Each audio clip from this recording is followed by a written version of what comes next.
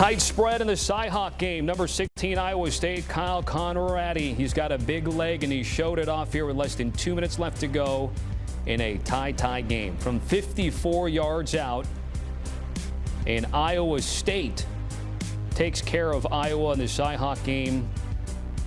Depending on where and when you got it, that 3-0 hook certainly matters. And the under, which actually was north of 40 for a change, it was under for this matchup. 29 total points today at Jack Trice Stadium.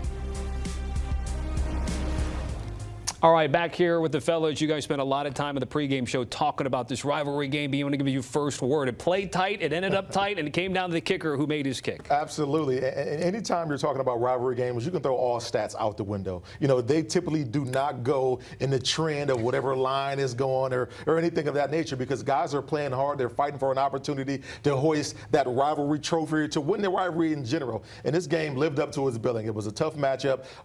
Iowa still can't figure out how to manufacture offense. If they can do that, I think they'll be a deadly team down the stretch, because they can play defense well with the best of them. Rocco Beck made the critical throws, the critical plays when need be. They were able to come out successful on top of this one. You know what? It has to be hard if you're a Hawkeye fan to continue to watch your passing game that never shows up.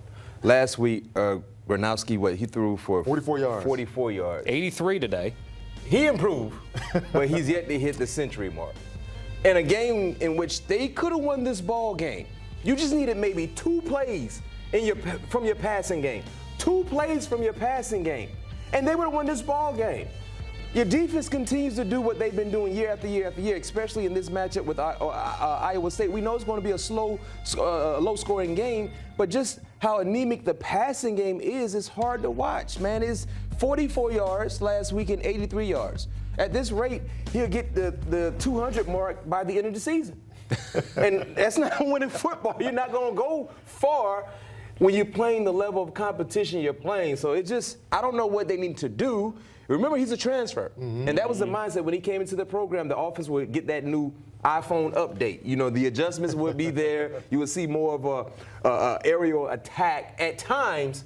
But right now, no, it just seemed like they haven't figured it out. Well, I thought the software update of Tim Lester was certainly supposed to help this offense. But maybe you need a Rocco Beck there, Beanie, because certainly now with 3 weeks, we saw K-State in week 0. Yeah. In the first 3 games. At the very least, he has been the steady, easy guy there for the Cyclones. Right. Yeah, no, Rocco Beck is always going to be there and make plays when they need to be made. You know, we played with his dad, Anthony Beck. You know, he was our teammate in Arizona.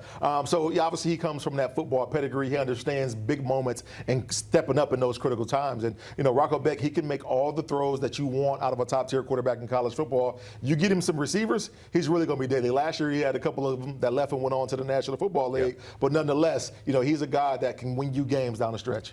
Let me ask you about their conference outlook, because obviously everyone's talking about Utah, Arizona State from last year, the carryover of what we've seen.